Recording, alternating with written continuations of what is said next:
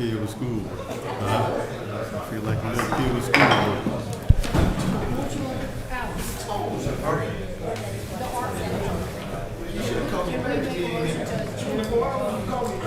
Executive session to discuss that or not? You know, the man's Oh, no. executive session number instead of adding. Oh, okay. Number 11. So that has to be Oh, okay. Oh, it has to be announced first. It's not on there. Okay. One that's just concerning, I don't know if you don't like, they all written litigation. I don't know what it But all this Cynthia. Okay. You have to put that in the That would be up to you. I didn't look for this. Somebody needs to bring this up. Does it say what it's about? General public. Can you bring it up? Y'all went to DC? Yeah. Y'all can bring it up. Hey, ma'am, how you doing? We don't know what it is. Yeah, we So, normally you want a motion from the vote. Joe Kennedy with the cancer to it. That's right. Let me get some grant money. And if you want me to talk about it,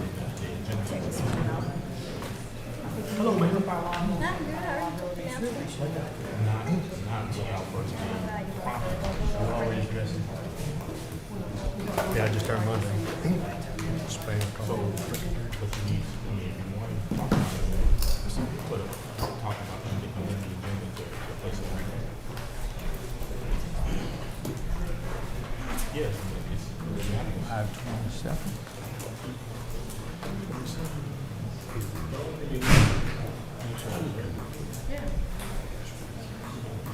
so I can't.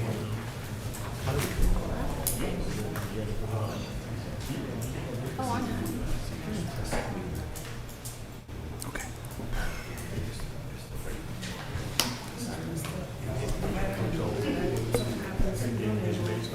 When we get our certain percentage out. We're talking. That's what I'm trying to figure out here. Trying to look at this shit so they kind of work into it.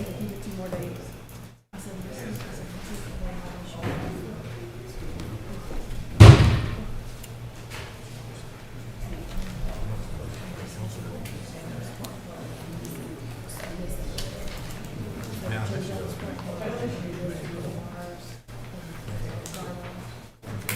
Oh, yeah, they just made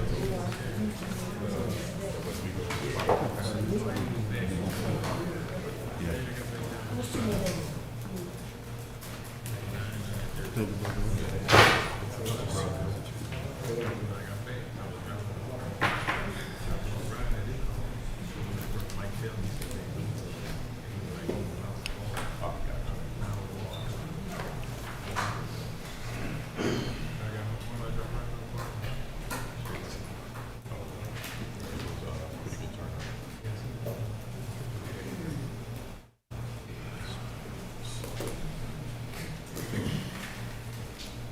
How many, you have, any comment cards? Just one, it's a general comment. Okay. We don't know what it's about. Sarah, you got the prayer tonight. Eddie, Eddie. You vote first.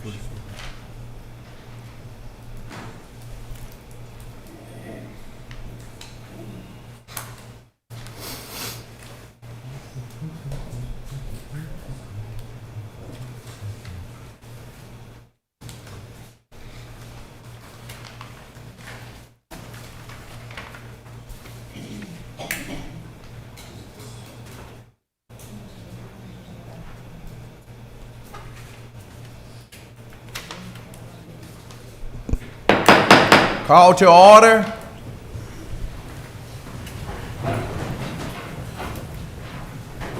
Please bow your heads. Heavenly Father, we pray you bless us and guide us in all our deliberations and give us the strength to do your will. Show us the right path as we do the people's work. Let us always be mindful of those who are less fortunate than we are, and may we never pass judgment. We pray these things in your name. Amen. Amen.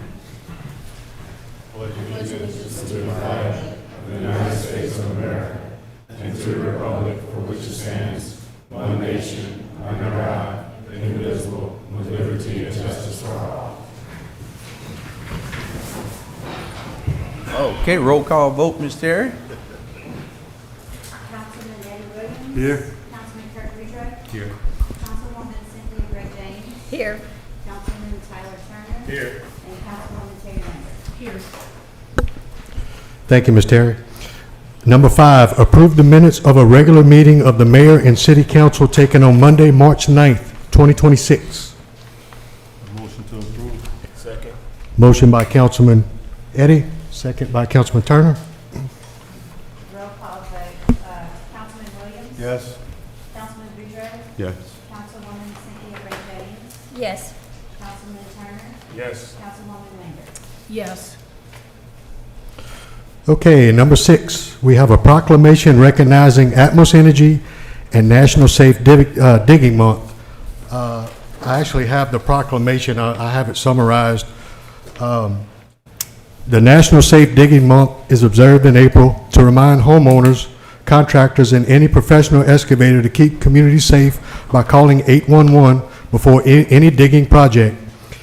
Digging without knowing the approximate location of underground utilities can result in disruptions to critical services, serious injuries, and costly repairs to underground utility lines. It is simple and easy to make a free request online or over the phone before digging to help communities maintain essential utility service, promote safety, and reduce the likelihood of accidentally digging into a buried utility line. With that being said, Mayor Riley, City of Gonzales, Parish of Ascension, do hereby declare the month of April as National Safe Digging Month. And I think Mr. Eddie and him, they here? I think Mr. Lambert, I saw Okay, him. yeah, okay, yeah, all right. Mr. Lewis. All right, concert.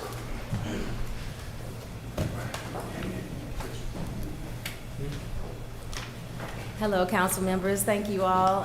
Mayor Tim Riley, thank you for having us to receive this proclamation. We really appreciate it. It's very important to our industry, Atmos Energy as well. Specifically, I have my big guns here. We have Louis Lambert. He's the operations supervisor. And Dustin Charbonnet, he is our damage prevention specialist, a subject matter expert on the topic. You know, most people don't know that calling 811 is the law, and it prevents, you know, serious bodily injury, property damage, and you can be fined for not calling 811 in advance of doing any digging. And also, you know, 200,000 incidents happen throughout the country a year because people aren't calling 811, whether it be constituents doing digging or excavator damage. And so that is our top priority. Safety is our top priority at Atmos Energy. And so we just appreciate being here to receive this proclamation from you. Gentlemen, you have anything to say? Thank y'all for the recognition, Mayor and City Council. We're humbled for this recognition. And one more thing, you know, a lot of times we talk about safe digging with all of our contractors and everything else, but it's springtime. Everyone likes to have pretty flowers around the house and landscape, and this is one of the things that, you know, with all of the extra digging and stuff that we're doing, we urge even just the homeowners to call 811 as well. One, it is the law, but two, it can save it. You know. Thank y'all so much. Okay, we'd like to get a picture here. Thank y'all. If you don't mind, I'd like to set up our safe digging banner. Is that okay? Real quick.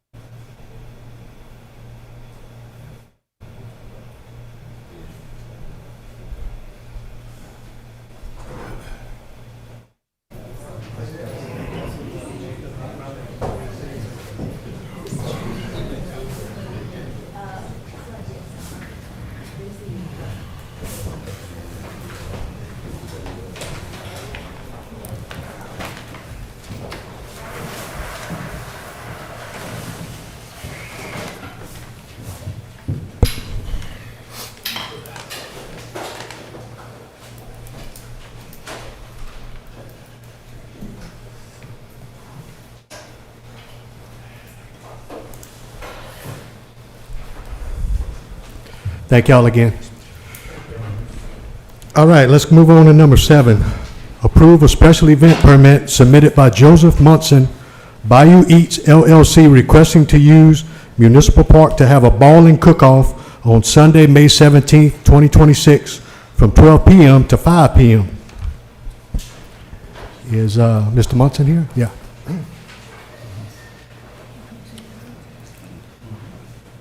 Good evening, y'all. My name is Joe Munson. I'm from Gonzales. This event is a community-based event. This is the 3rd year running, no incidents. We host this event to bring the community together. Everybody in Gonzales loves to cook, so that was my idea of bringing everybody together. We normally hold it at Carver Park, but we had to move it this year due to other events going on that day. So I'm just asking for permission to have it at Municipal Park. You gonna have it in the front by the concession stand? Yes, ma'am. Okay. I'll make a motion to approve. Second. Motion by Councilwoman, second by Tyler. Roll call vote, Councilman Williams? Yes. Councilman Boudreaux? Yes. Councilwoman Cynthia Gray James? Yes. Councilman Turner? Yes. Councilwoman Lambert? Yes. Thank you. Thank you, sir. Number 8, approve a special event permit submitted by Abby Tucker, Travis Mannion Foundation, requesting to have its annual 9/11 Heroes Run 5K or Ruck at River Parish Community College on Saturday, September 12, 2026, from 8 a.m. to 11 a.m.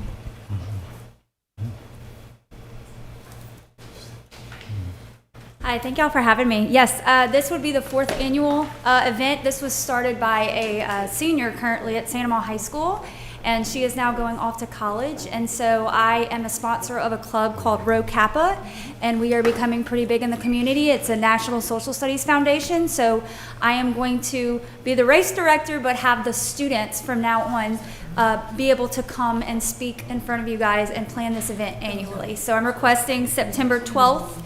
At RPCC, the same place it's been in the past. Mhm. Okay. Chief, you good with that? Same place we had it last time, huh? Okay. I make a motion to accept. Second. Motion by Councilman Boudreaux, second by Councilman Williams. Okay, roll call vote, Councilman Williams? Yes. Councilman Boudreaux? Yes. Councilwoman Cynthia Gray James? Yes. Councilman Turner? Yes. Councilwoman Lambert? Yes. Approval accepted. Thank you. Thank y'all.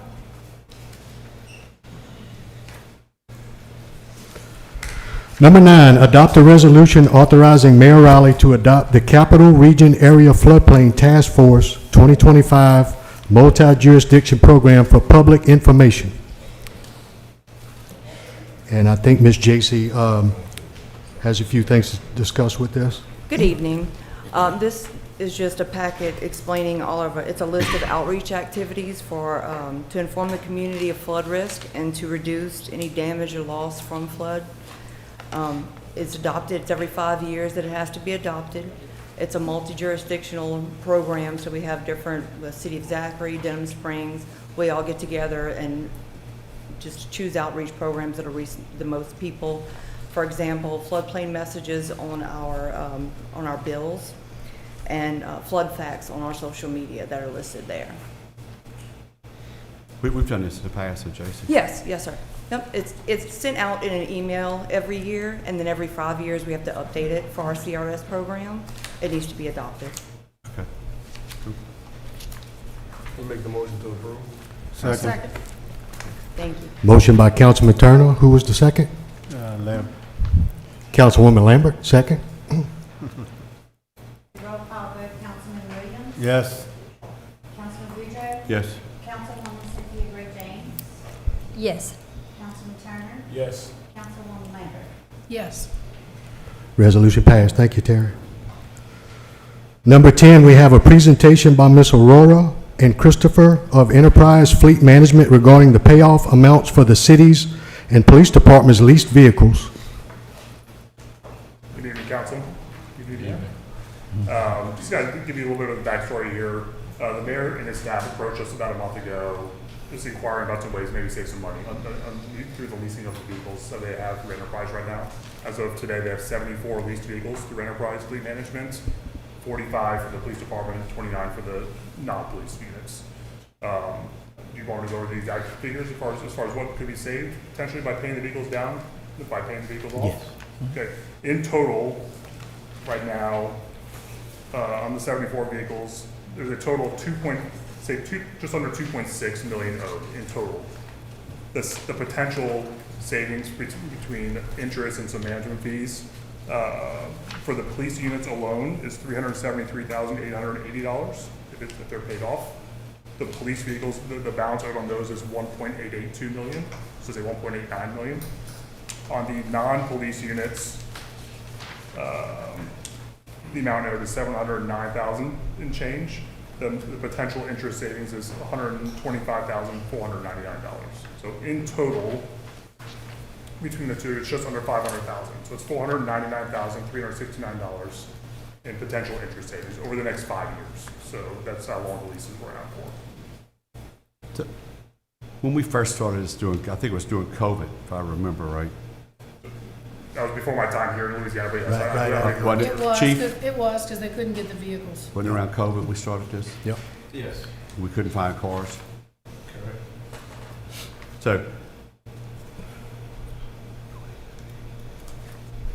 police,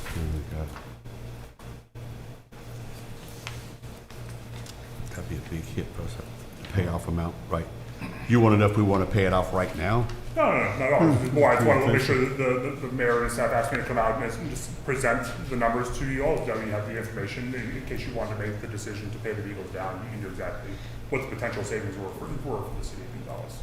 Yeah, but to think about this one, just to, when we started it, I thought the intention was the police would be just replace, sell off.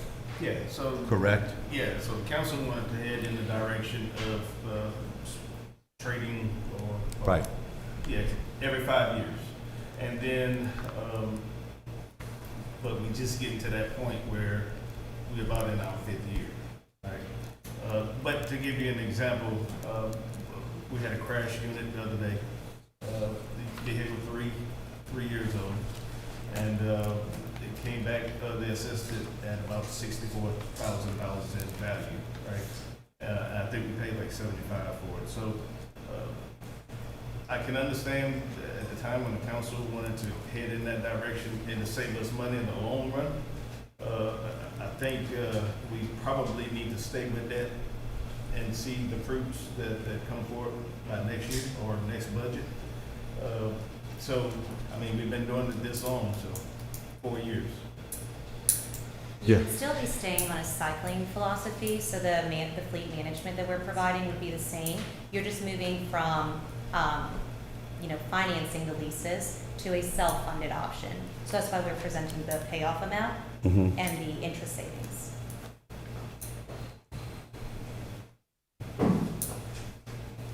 I would like just to look at it a little further and maybe just let it, like the chief said, because when we started the program, it was supposed to be helping us turn over, keep moving. Yep. Yeah, like I said, the mayor and staff had some questions. We want to present all the information. That way you guys had, I'm sure you had all the information. That way if you did decide to move a different direction, you knew exactly what it was going to cost or potentially save the city. Okay. Yep. And I don't believe there's a vote required tonight. This is just a Yeah, presentation. I'm just asking the question because I know when we started it, we went that way to help keep our fleet up. Yep. Because we had an aging fleet and the cars were. Yep. Yeah, we do business with 105 government entities here in Louisiana now, and that's the majority of what those entities want. They want to keep their fleet refreshed more often. Yeah. They want to make sure that the vehicles are available for the city whenever they need them for use for whatever, for the public's benefit.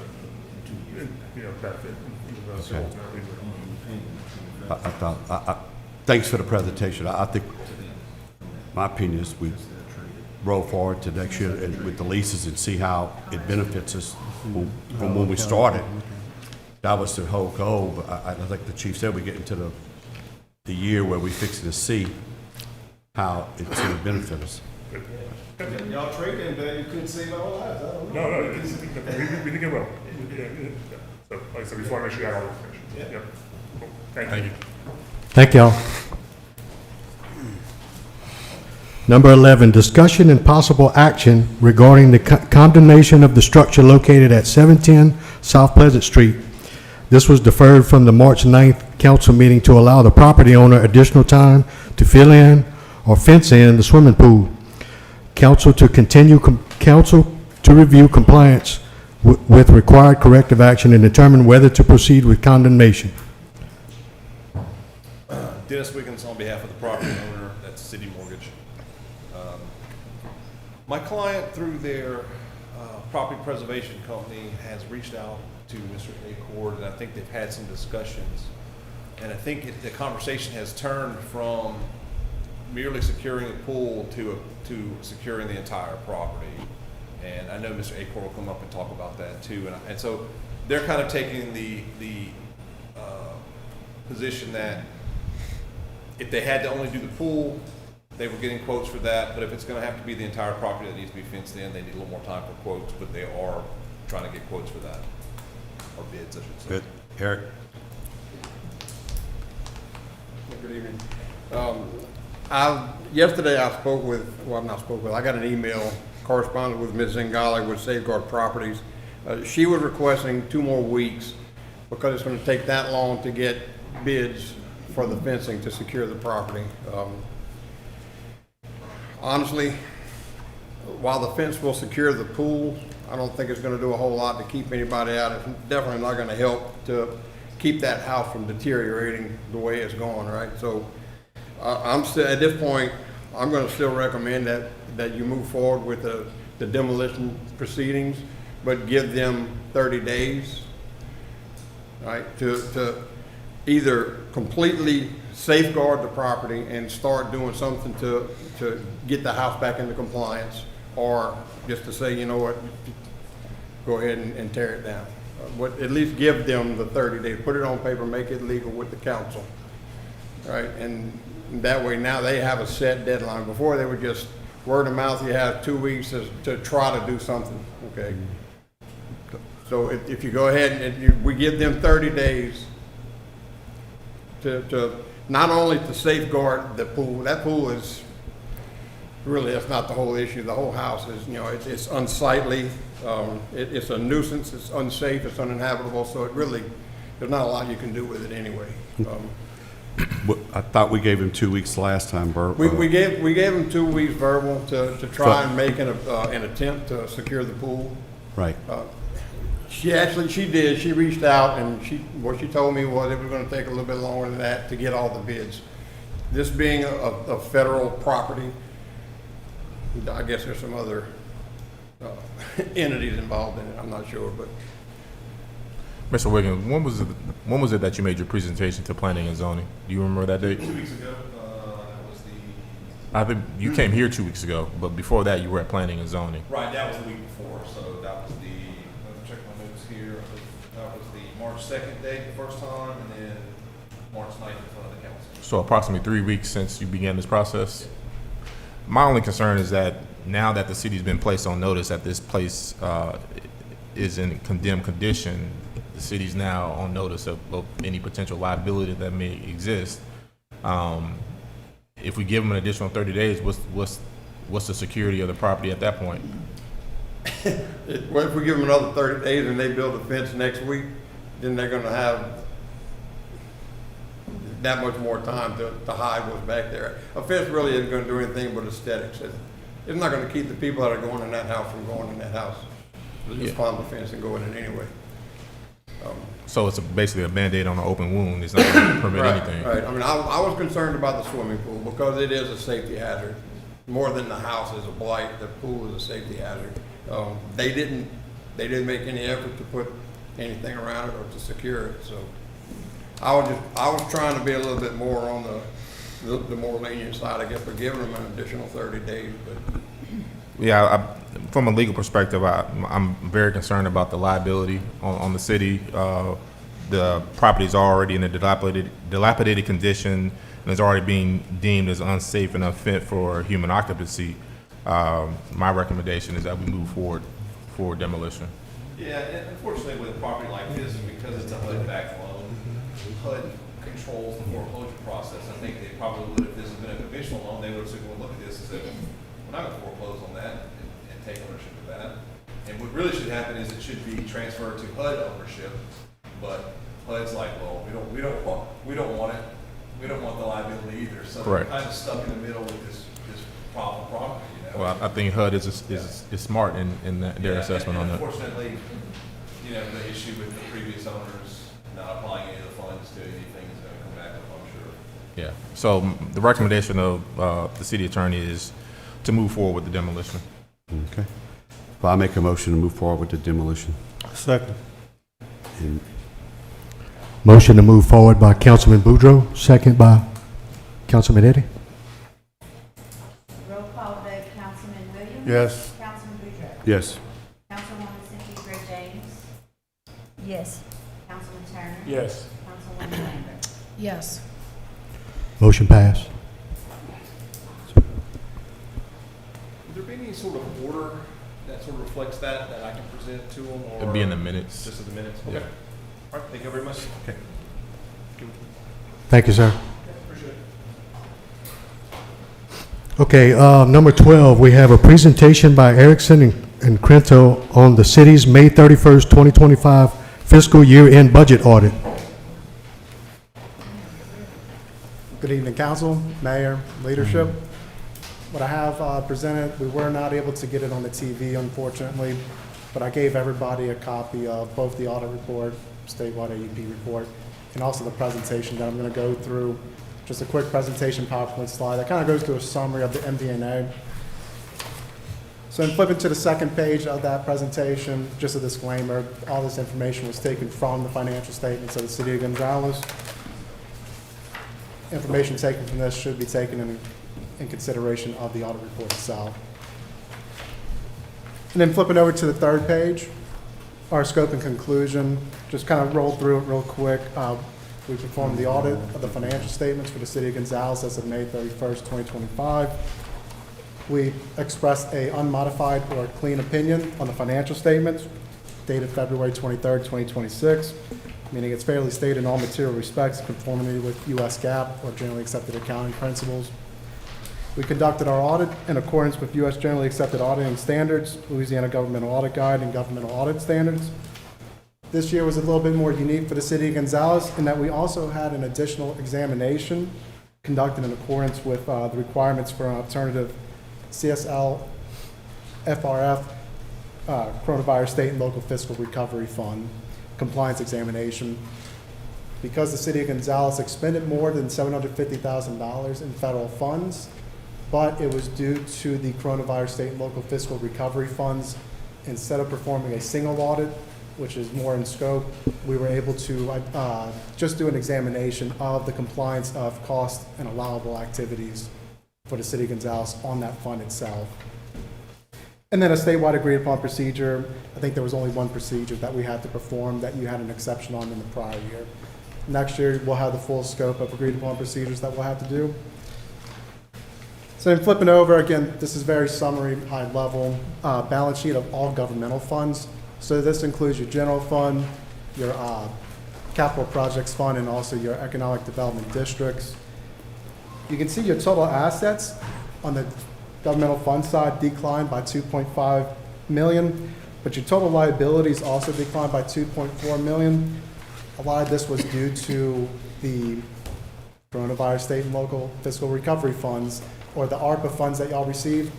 That was cash sitting in the bank and a liability for deferred revenue or unearned income to recognize as it was being expended. So overall, fairly consistent. Your total fund balance change was only $115,000, so you basically stayed at level. And then flipping over to the next page, just a pie chart. Breaking out all your different equities, your fund balance. A lot of it is in your unassigned fund balance, but then you also have some restricted, some committed, and some assigned. So I just kind of have this year compared to last year, noted changes, nothing too significant. And then flipping over to the statements of revenues, expenditures, and changes in fund balance for governmental funds. Right here, you can kind of see total revenues increased slightly to about 32 million. With your total expenditures right there at about 32 million as well. You really had no other financing sources or uses. A lot of that was just the in and outs between the governmental funds of the general fund funding the capital projects fund. So you kind of have a flat change in fund balance or no really net income, a slight net loss this year.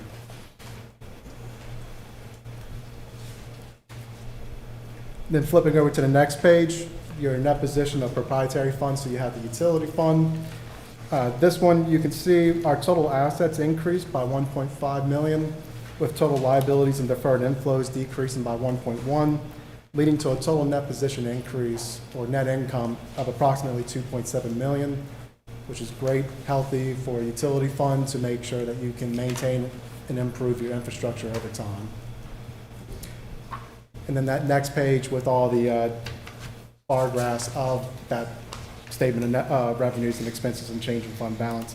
You can see operating revenues are steadily increasing. You had a slight decrease in total operating expenditures. You had a little bit more investment income earned due to the high rates or higher rates compared to average.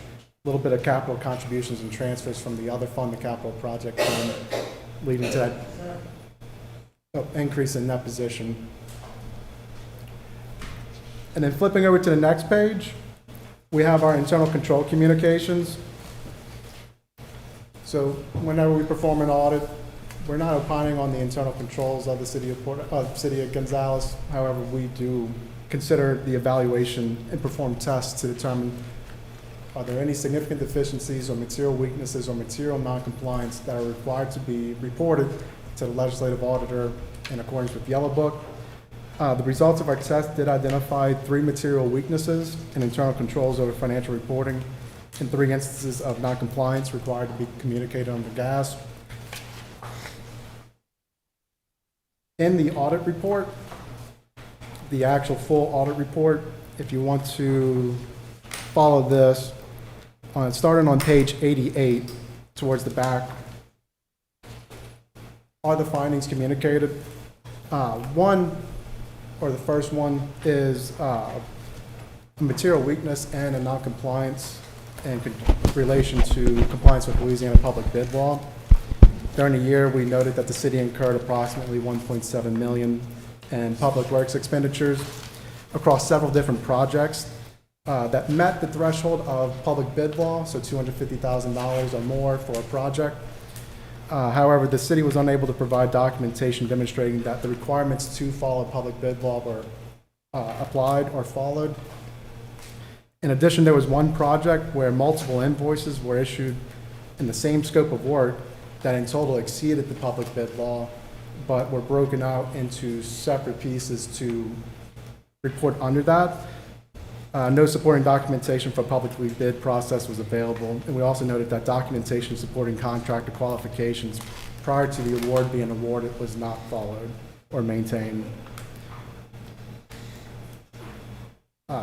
We recommend strengthening procurement procedures by ensuring all documentation is retained, all projects are publicly bid, maintaining complete documentation, evaluating contractor qualifications prior to the award, and implementing oversight procedures. Our second finding relates to credit card purchases. We identified an area to strengthen controls in this area, as certain procedures were not performed consistently in our test. This included maintaining complete documentation, retaining all monthly statements, and evidencing independent review and approval. While we did not identify any material or systemic issues with transactions, these controls are important to ensure purchases are appropriate and properly reviewed. Without consistent application, there's an increased risk that errors or inappropriate expenditures could occur but not be detected timely. We recommend strengthening controls over consistent review and approval, keeping complete documentation of receipt of the statements, and enforcement of receipt requirement, either not paying the credit card statement or deducting the amount of the employee in question until they can provide a receipt of any outstanding items and standardizing the process.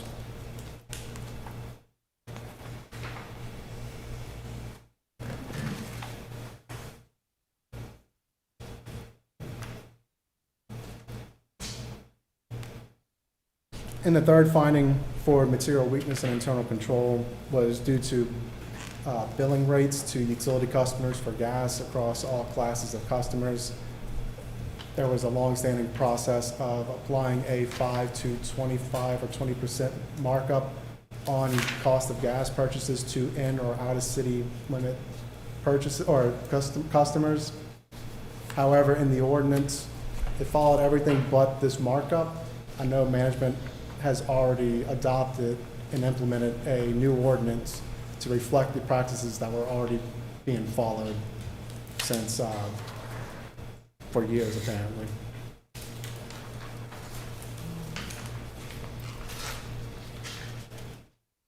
And then we had two other noncompliance. One of the noncompliance was for the public bid law, and then the other noncompliance is there was two funds, your Tandra Mall Economic Development District and your Pace Center Economic Development District.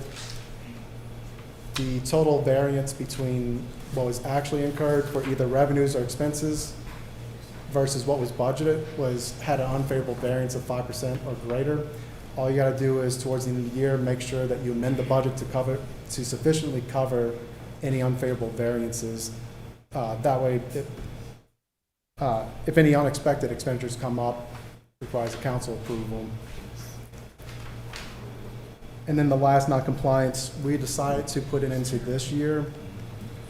Really, you could go back and forth with the timing of when to report this one, but because the general fund budget for fiscal year in 2026 was not adopted by the end of last fiscal year, 2025, I decided to just report it now, because in my thinking, you were supposed to adopt that general fund budget before the end of the fiscal year. Once you went over, you were not compliant. We could have reported that either this year or next year. So it's good to see that y'all are already introducing a budget. So just make sure you keep with the timelines, make sure you're aware you have to adopt that budget by the end of May 31st, 2026.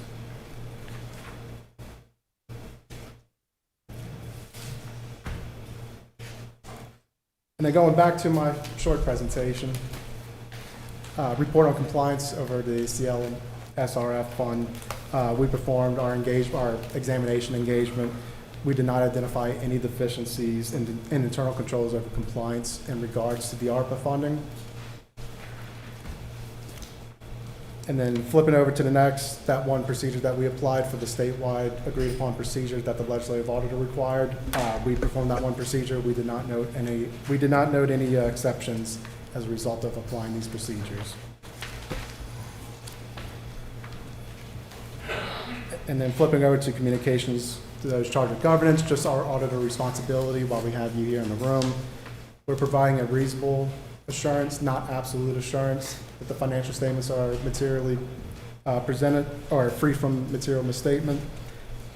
We exercise professional judgment, obtain an understanding of internal controls, evaluate appropriateness of accounting policies, and conclude whether there's any conditions or events that raise substantial doubt about the city's going concern, which there were none.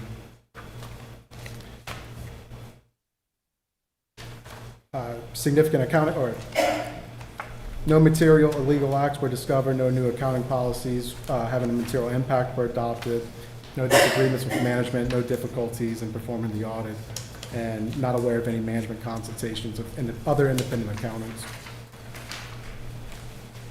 And then significant audit matter communications, significant estimates include your collectability of accounts receivable, depreciation expense over the useful life of these assets. Y'all are talking about the leases of the vehicles.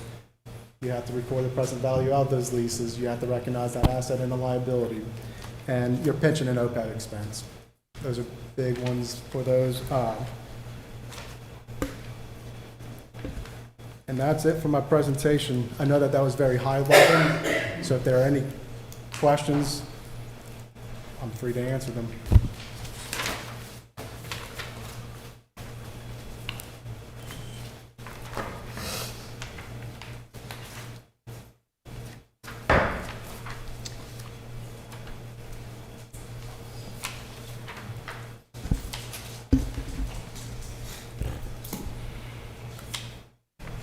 So Jeremy, the findings that you find, but, well, minimal, like, I wouldn't describe them as minimal. yeah, I'm just saying, like, they fixable, we put policies in place to fix them. Not just policies, but ensuring that the controls are implemented. That's something that I talked to management about. We were not very quiet about this when we were performing our procedures, and that writing up a policy is not going to address these findings. Implementing actionable controls over each of these, document it so that when we come out and do the audit next year, it's available to be seen. So in those recommendations, I hope that we are specific enough. And I know working with the mayor, Tammy, Wade, everybody's on board, everybody knows what they need to do. So I'm very confident that next year, we're not going to have these issues going forward.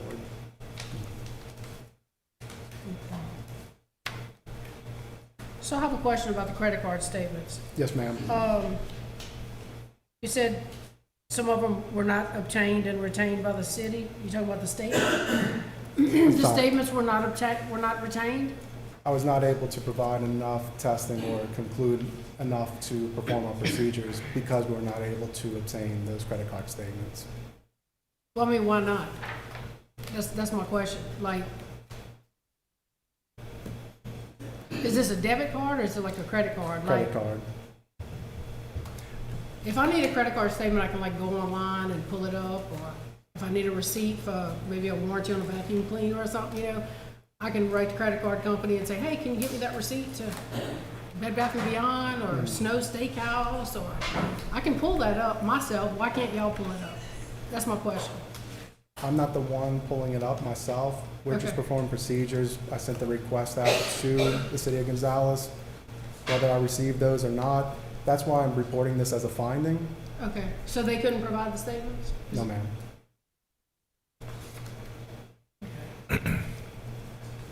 We've never had anything like this happen before. That's why I'm asking. And the 5% unfavorable variance, that finding, is that why we're gonna do a budget amendment? Is that kind of why? That's kind of what I'm reading into it. There's many different factors that go into that budget amendment process.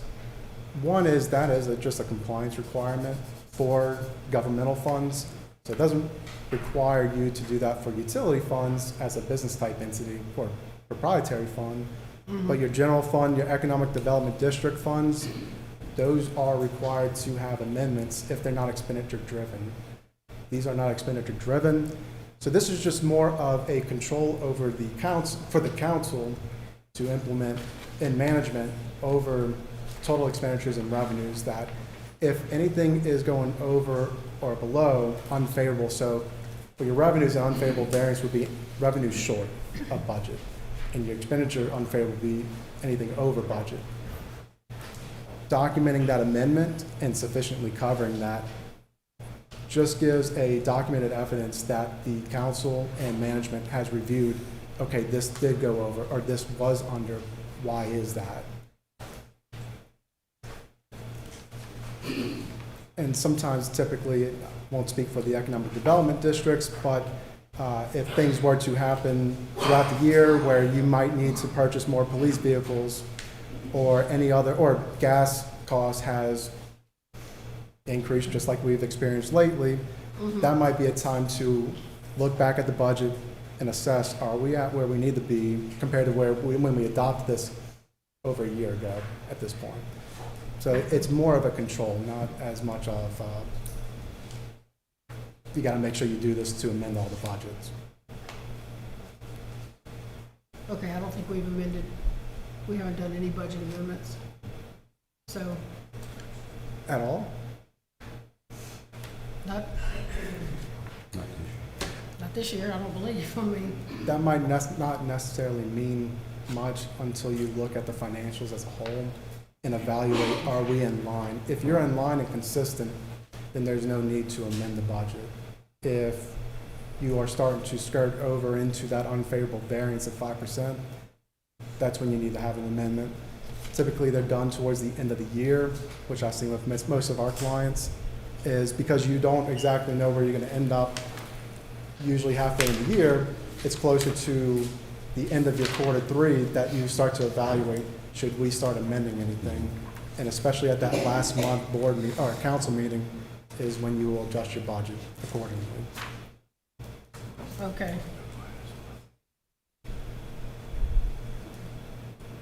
Yeah, I'm just looking at all these Tanger Mall, Pace, Conway. These numbers are pretty high.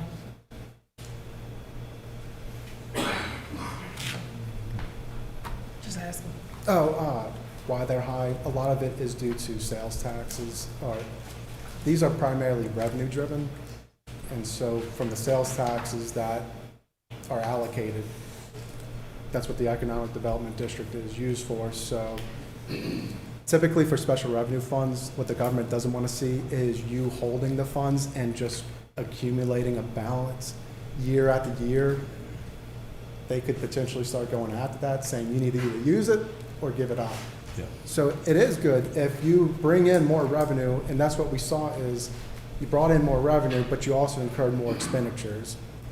So I didn't have an issue with the financial statement numbers itself as much as compliance-wise, you just gotta make sure you amend your budget.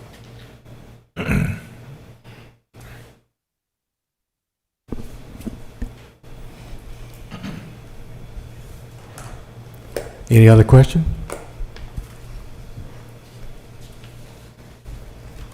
Thank you, sir. Thank you, sir. All right.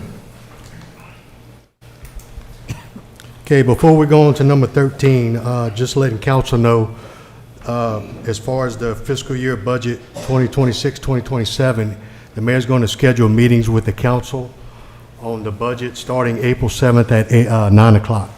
So Ms. Terry's going to be sending out emails to everyone. And I think I'll go ahead and read number 13. Introduction of fiscal year 2026-27 general fund budget.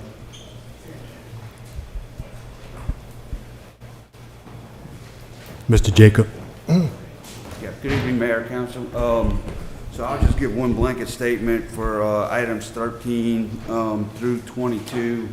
So tonight, all we're doing is introducing the budget ordinances. You have no vote to take tonight. All we're asking is that you call for a public hearing. We're asking for that public hearing to be at the second meeting in April, which is April 27th. As City Clerk Keller said, the mayor is looking to call a special meeting of the council the morning of April 7th, starting at 9 o'clock as a working budget meeting to discuss any questions you may have within the document. I think Council Secretary distributed the individual budgets early last week. You have tonight in your packet the full budget, which includes the budget message for your review, and I'll be happy to answer any questions about it between here and the next time we meet. So, thank you. You said a special meeting is set for April 7th? Yes, the mayor will be looking to call that. Right. So you just covered which ones, 13 through 20? 22. 13 through 19. 22. It'll be all of the introductions, 13 through 20 call is for the budgets. Number 21 and 22 are introduction of the utility rate ordinances. This is an annual adjustment that has typically been done effective for June 1 of each year. Last year we did not do that until sometime during mid-year, but we're trying to get back on that annual cycle to be in line with our budget documents. Okay, so the ordinance that you're introducing to amend the 2025-2026 operating budget, it says the ordinance has been adopted on April 27th of 2025. Is that a typo or? No, that should have been 2026. This one says 2025, all the Okay, rest well, of we'll, them say. we'll get the proper one introduced or Okay. in the paper. But that is to be adopted. We're looking to adopt that at the meeting on April All right, 27th, just check. 2026. And again, these are just introductions today. We're just looking for introductions for all these items today. We need a motion by a council member to introduce I these. motion to introduce. Motion by Councilman Eddy. Before we do, I think we need to introduce each one separately Okay. just for minute purposes. You like for me to read each one? Yes. Okay. Okay, let's go ahead and go back to 13. Introduction of fiscal year 2026-27 general fund budget. I motion to introduce. Motion by Councilman Williams. No second. No second? Just an introduction. Okay. Introduction of fiscal year 2026-27 utility fund budget. I motion to introduce. Motion by Councilman Williams. Number 15, introduction of fiscal year 2026-27 capital outlay budget. I motion to introduce. Motion by Councilman Williams. Number 16, introduction of fiscal year 2026-2027 wastewater impact fees fund budget. I motion to introduce. Motion made by Councilman Williams. Number 17, introduction of fiscal year 2026-27 Tangle Mall Economic Development District budget. I motion to introduce. Motion to introduce by Councilman Williams. Number 18, introduction of fiscal year 2026-27 Conway Economic Development District budget. I motion to introduce. Motion introduced by Councilman Williams. Number 19, introduction of fiscal year 26-27 Pace Center Economic Development District budget. I motion to introduce. Motion introduced by Councilman Williams. Number 20, introduction of an ordinance amending the fiscal year budget, the fiscal year 25-26 operating budgets. I motion to introduce. Motion introduced by Councilman Williams. Number 21, introduction of an ordinance amending the Code of Ordinances, Chapter 20, Utilities, Article Number 3, Water, Section 45, Service Rates. I motion to introduce. Motion introduced by Councilman Williams. And finally, number 22, introduction of an ordinance amending the Code of Ordinances, Chapter 20, Utilities, Sewer, Section 84, Service Rates to amend. I motion to introduce. Motion introduced by Councilman Williams. And Jacob, we also needed a public hearing and final vote on April That's what I was 27th. gonna ask you to explain to council, the process we needed to, request that we have a public hearing over these matters. Yeah, so we just need to put on record that we're requesting a public hearing, and also final vote for the budgets 13 through 22 for April 27th. And Mr. Wagensbeck, that will be published? Ms. Wagensbeck, that will be published before then? Okay. So, Alec, do we need a motion for a public hearing? Oh, okay.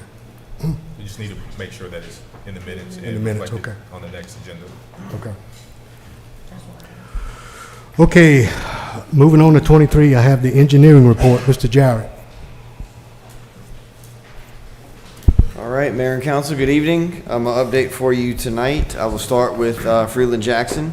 We are still targeting a May 3rd substantial completion. We are working right now with Entergy on some access issues for power, so that date will be pending successful resolution of that. But as far as the building is concerned right now, they are closing in ceilings. They have started to install gypboard, so we are progressing positively there. Let's see, the master plan. We are approaching the May 15th completion date of phase 1 of that master plan. That is the existing conditions findings. So basically through that whole process, they've been going through all the existing conditions, analyzing exactly what the city has on the books previously in the original master plan, and what things look like currently to move into phase 2, which will be the assessment of future findings. The next big piece of that puzzle, we will be breaking out into smaller stakeholder groups with Parks and Rec, coming up here shortly on the 24th. The Our Lady of the Lake Connector project, so everyone's aware, we did have the bid opening on that project. We got a great bid in.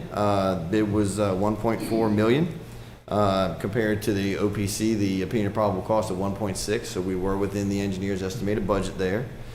We are working with the hospital board right now to ensure we can move forward as intended with that project. So more updates to come there, but we got a really good bid in.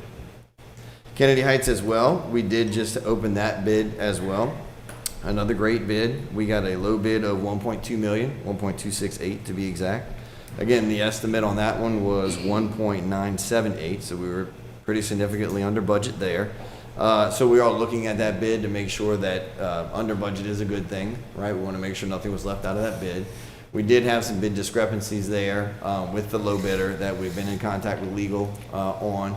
Legal's looked at it and made some initial determinations. So over the course of the next couple days and weeks, we'll be in contact with those parties involved in that discrepancy to work that through. Anticipation is we do have a viable project here very shortly. Just got to work through those initial discrepancies. But really good numbers on both of those. With that, I'll take any questions you all have. Kennedy Heights, Yes. don't we have a grant for that one? Kennedy Heights is funded through a DOT grant. Yes, it is. So we have a cost share. It's an 80-20 cost share. So we pay it, we get reimbursed by? Correct. Okay. Just wanted to make sure. Yep. Thought we did. Yep. But good numbers on that project. On both, really. Okay. Thank y'all very much. Thank you, Jared. Do the engineering report? I mean, do the DPW. DPW, and then we'll. Okay. All right, moving on to number 21, DPW report. Roosevelt Good evening, Russell. all. The guys picked up 113 bags of litter. I'm gonna start with sewer, checking lift stations every day, doing locates every day for Louisiana One call, cutting grass. We had a sewer force man just repaired today. They taking care of sewer calls coming in and made repairs at lift station number 2, which is on South Highway 44. Parks and Recs, building and grounds, changed all the bad benches at the tennis courts because we've been getting complaints about those. Took down some of the fencing at the tennis court for more space. Changed out light bulbs at the police station. Cutting grass and weed eating because you know we in the springtime. Picking up litter, cleaning the bathrooms and taking care of the baseball fields every day because they playing baseball every day. Utilities department, repairing water leaks all over the city, installing water and gas meters, checking water wells and water towers every day, taking water samples every day, flushing fire hydrants as needed, doing locates for every day for Louisiana One call, and we got a good report from TMB about our water system, street sanitation and drainage, dug ditches on East Caldwell, putting in cupboards and catch basins on John Allen, picking up limbs and trash, cutting grass and weed eating, picking up litter, patching potholes, putting up new signs and straightening signs. Any questions for me? Yep. Thank you, sir. Mayor, before we move to the a motion to go into executive session, we do have a public speaker card.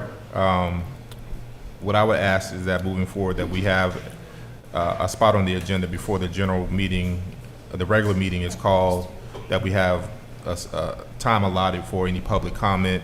Doesn't necessarily have to be with something on the agenda, but if a public wants to speak, they're allotted the 3 minutes to say what they have to say. So in order to amend the agenda today, I would recommend that we get a motion to amend the agenda to allow for a public comment. A motion to amend. I'll second it. Motion to amend by Councilman Williams, second by Councilman Boudreaux. Roll call vote, Councilman Williams? Yes. Councilman Boudreaux? Yes. Councilwoman Cynthia Gray Jones? Yes. Councilman Turner? Yes. Councilwoman Margaret? Yes. Motion passed. And we do have a public comment card from a Gerald Bell. That's Gerard Bell. Gerard Bell. Yeah, Coming to the podium. And could you please state your address for the record? yes, my name is Gerard Bell. Just a general public concern. And your address, sir? My address, actually, I'm a resident of the state of Washington, traveling through here in Ascension Parish. So, sir, the public comment is reserved for citizens of Gonzales to have public comment. If you are a resident of Gonzales, we can accommodate your public comment card, but since you're not a resident of Gonzales, I'm sorry that we can't not accommodate your public comment. As for general Yes, sir. introduction, okay. Yes, sir. No worries. Greatly appreciate it. Thank All you. right, thank you. Thank you, sir. Moving on to number 25, we have enter executive session to discuss Liberty Fence and Supply LLC versus City of Gonzales. 23rd Judicial District Division D, document C-145757. And we need a motion to go into executive session. I make a motion to go in executive session. Motion by Councilman Boudreaux, second by Councilman Williams. Roll call vote, Councilman Williams? Yes. Councilman Boudreaux? Yes. Councilwoman Cynthia Gray James? Yes. Councilman Turner? Yes. Councilwoman Lambert? Yes. All right.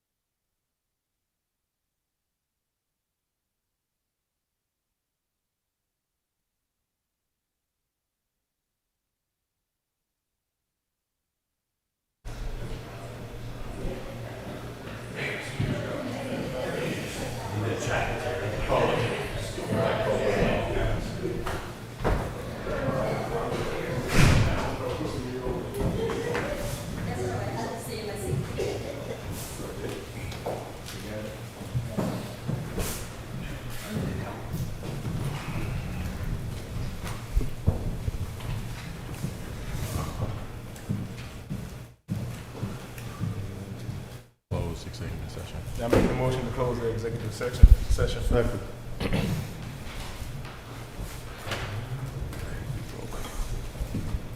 Roll call vote, Councilman Williams, Yes. Councilman Boudreaux. Yes. Councilwoman Cynthia Gray James, Yes. Councilman Turner. Yes. And Councilwoman Lambert. Yes. Motion passed. Okay, I make a motion that advise legal to, just to continue this, correct? It go from executive session? Yes. So I believe the will of the council is to defer any decisions on Yeah. the city council's recommendation regarding Liberty Defense to be deferred until a later time as council looks over additional information. Okay, well, I make a motion to defer. A second. Motion to defer by Councilman Boudreaux, Second. second by Councilman Williams. Yeah. Roll call vote, Councilman Williams. Yes. Councilman Boudreaux. Yes. Councilwoman Cynthia Gray James, Yes. Councilman Turner. Yes. Councilwoman Lambert. Yes. All right, motion passed. Make a Motion to adjourn. Hey, I got something I want to talk about, if you don't mind, before we adjourn. Is that okay? That's his call.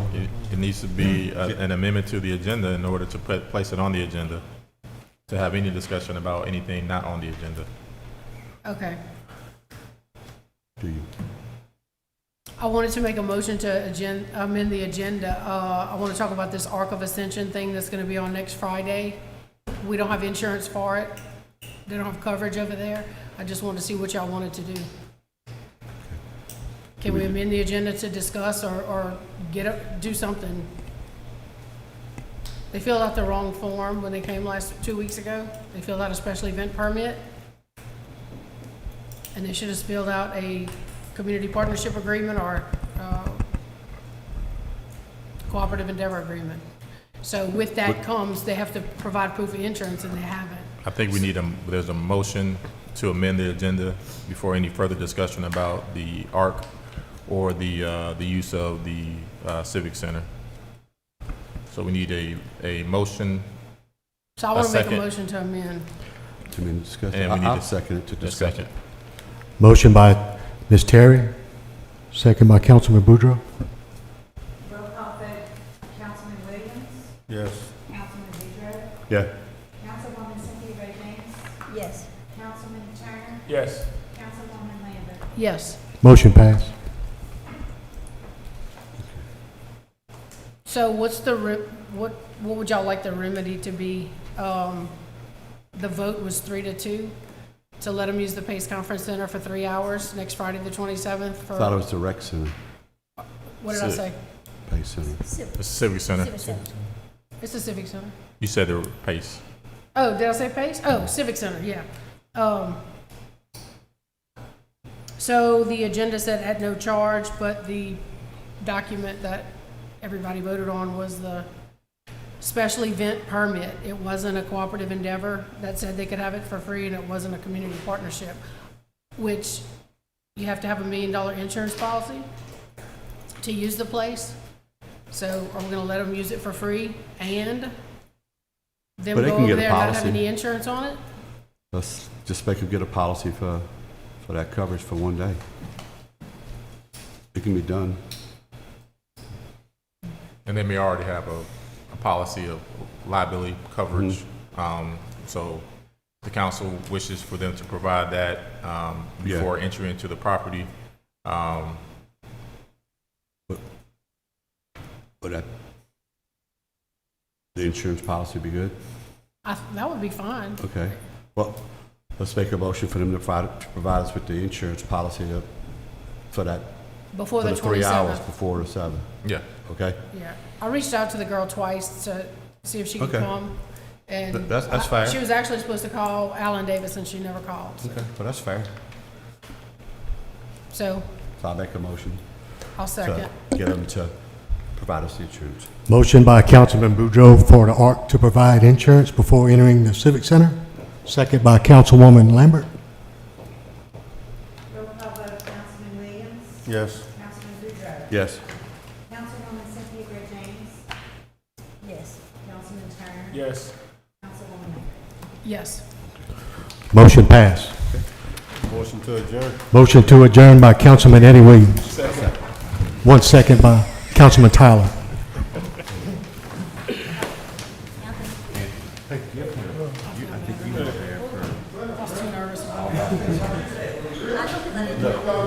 The gray book, look. I was wondering why. I got one in my office. I don't know. And then the conclusion, you just have it.